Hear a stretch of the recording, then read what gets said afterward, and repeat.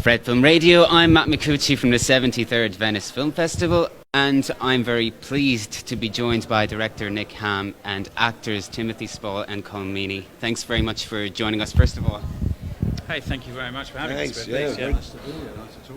And you're presenting the film The Journey. Obviously, we don't have much time to ask too many questions, and we're going to have to keep the questions simple as well. But let's start off with you, Nick. Just how did, where did the idea to tackle this historical event come from, and how did you handle the pressure of bringing it to the screen?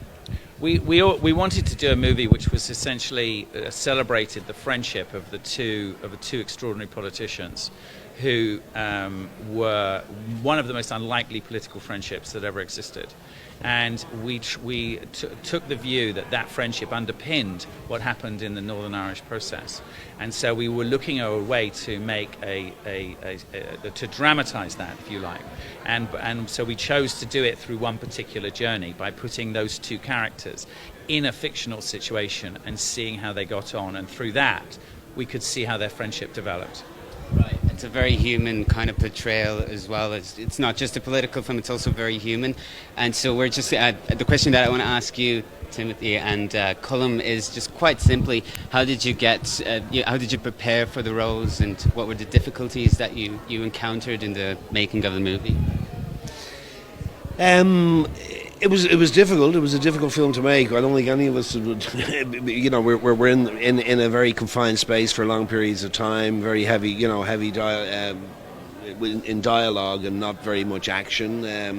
It presented a lot of problems in that way, and you find solutions to them. In terms of preparation, it was a beautiful script. They were beautifully observed. You just play the notes and it will come, and there was an element of that here. It was so well written, Can you remember to remind me of the question? Just how did you prepare for the role? What were the challenges?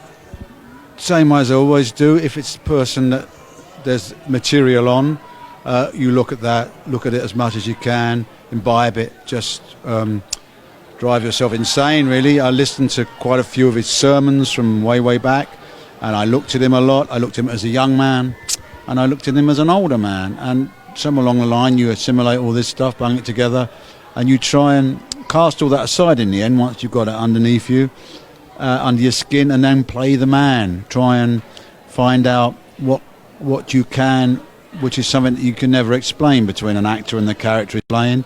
It's between you and him, and hopefully it's a feeling that you get that when you're playing it with the brilliant script and with your fellow brilliant players and with great direction from the fellow sitting next to me here, you somehow, hopefully, we get to tell a story, a fascinating story, and that's what we're telling, a story, and we know that it has elements of truth, and we know that it's a realisation of certain facts, but it's a fascinating story, and it's a distillation, a condensing of many different ideas. So to have an opportunity to try and play an extraordinary character I never thought was coming my way, for a start, being from South London, and not obviously completely different and much smaller than Mr. Paisley. It was a great opportunity just to do that, and to be in something that is about peace, so palpably about the power of compromise. Collaboration with history. Thank you very much for joining us. I would talk to you for a lot longer, but that's all the time we have. Thanks a lot. Pleasure. And this is Fred Film Radio, the Festival Insider. Thanks a lot.